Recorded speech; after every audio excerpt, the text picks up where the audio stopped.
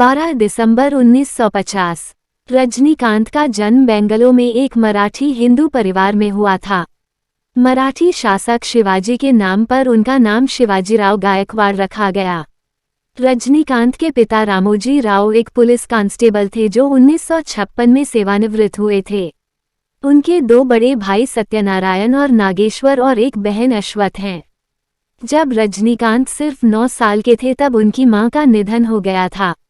रजनीकांत ने अपनी प्राथमिक शिक्षा बेंगलुरु के सरकारी कन्नड़ मॉडल प्राइमरी स्कूल से की। रजनीकांत एक कुली और बस कंडक्टर थे। पिता के रिटायरमेंट के बाद रजनीकांत के परिवार को आर्थिक तंगी का सामना करना पड़ा। ऐसे में रजनीकांत ने कुली का काम करना शुरू कर दिया। आमदनी कम होने के कारण उन्होंने अन्य छोटे मोटे काम भी किए। कुछ समय बाद उनके कौशल ने उन्हें बेंगलोर ट्रांसपोर्ट कंपनी में बस कंडक्टर की नौकरी दिला दी। रजनीकांत अपनी दमदार आवाज से भव्य अंदाज में लोगों को टिकट देते थे, जिसे देखने के लिए हर यात्री की नजरें टिक जाती थीं।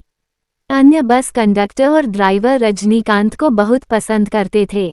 एक दिन नाटककार टोपी मुनियप्पा एक बस में यात्रा कर रहे थे जब उनकी नज़र बस कंडक्टर रजनीकांत पर पड़ी। उन्हें रजनी का स्टाइल काफी पसंद आया। उन्होंने तुरंत रजनी को अपने नाटक का हिस्सा बनने की पेशकश की। रजनी भी सहमत हो गईं और उन्होंने एक्टिंग के साथ साथ कंडक्टर के तौर पर भी काम करना शुरू कर दिया। मेडिकल स्टूडेंट से प्यार में दोस्त ने कहा, तुम्हें हीरो बनना चाहिए।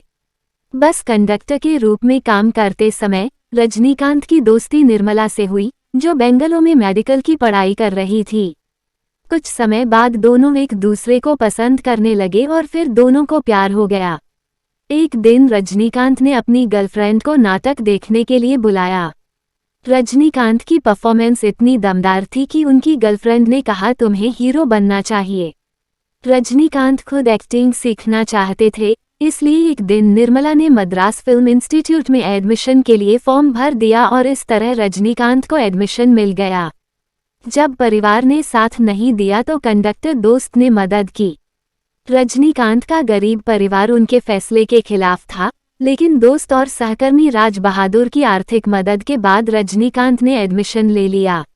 अभिनय के दौरान एक दिन रजनीकांत से दक्षिण के मशहूर निर्देशक के बालचंदर की नज़रें झुक गईं। बालाचंदर ने उनसे कहा कि अगर वह तमिल सीख सके तो वह उन्हें अपनी फिल्म में लेंगे।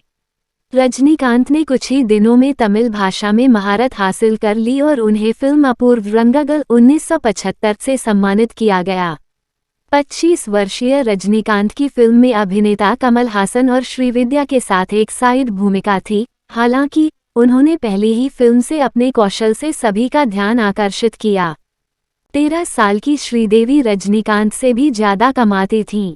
कई फिल्मों में छोटे छोटे रोल करने के बाद रजनीकांत को 1976 में आई फिल्म मुंड मुदिचू में बड़ा रोल मिला। इस फिल्म में कमल हासन मुख्य भूमिका में थे और 13 वर्षीय श्रीदेवी ने मुख्य भूमिका में डेब्यू किया था। कमल हासन उस समय बड़े अभिनेता माने जाते थे। उनकी फीस 30,000 रुपये थी, जबकि रजनीकांत की फीस सिर्फ 2,000 रुपये थी। मुख्य भूमिका में अपनी शुरुआत करने वाली श्रीदेवी को भी रजनीकांत से 5,000 रुपये अधिक का भुगतान किया गया था।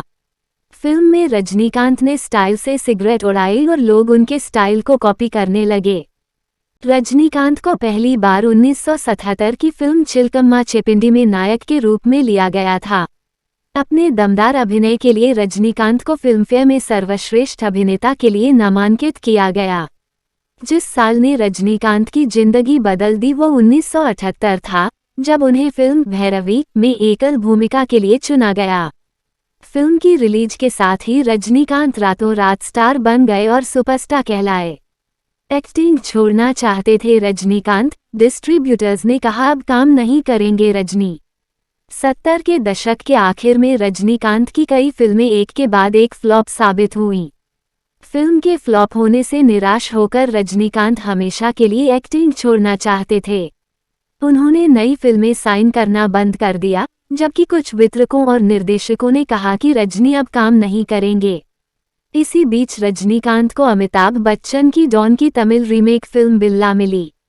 रजनीकांत अमिताभ बच्चन को अपनी अभिनय प्रेरणा मानते थे, इसलिए वह अभिनय छोड़ने के बाद भी फिल्मों में वापसी के लिए तैयार हो गए। 1980 में रिलीज हुई फिल्म बिल्ला में डॉन का किरदार निभाकर रजनीकांत ने ऐसी उपलब्धि हासिल की कि यह फिल्म 25 हफ्तों तक सिनेमाघरों से नहीं उतरी। फिल्म जबरदस्त हिट हुई और रजनीकांत तमिल सिनेमा के सबसे सफल हीरो बन गए। रजनीकांत ने पहले 10 साल में 100 फिल्में की, जो एक रिकॉर्ड है। बिल्ला के बाद रजनीकांत ने खुद को तमिल के शीर्ष अभिनेताओं में से एक के रूप में स्थापित किया, जो आज भी कायम है। समय के साथ रजनीकांत की सशक्त भूमिकाओं, उदारता और शैली ने उनके प्रशंसकों की संख्या में वृद्धि की है। इंटरव्यू के लिए आई लता से पहली नज़र में हुआ प्यार। रजनीकांत ने 1981 में लता रंगाचारी से शादी की। रजनीकांत की लताना से पहली मुलाकात तब हुई जब वह अपनी कॉलेज पत्रिका के लिए अभिनेता का साक्षात्कार लेने आई थीं। लता का इंटरव्यू लेते समय रजनी को पहली नज़र में ही उससे प्यार हो जाता है और दोनों शादी कर लेते हैं। लता रजनी से 8 साल छोटी हैं। इस जोड़े की 2 बेटियां हैं, सौंदर्या और ऐश्वर्या।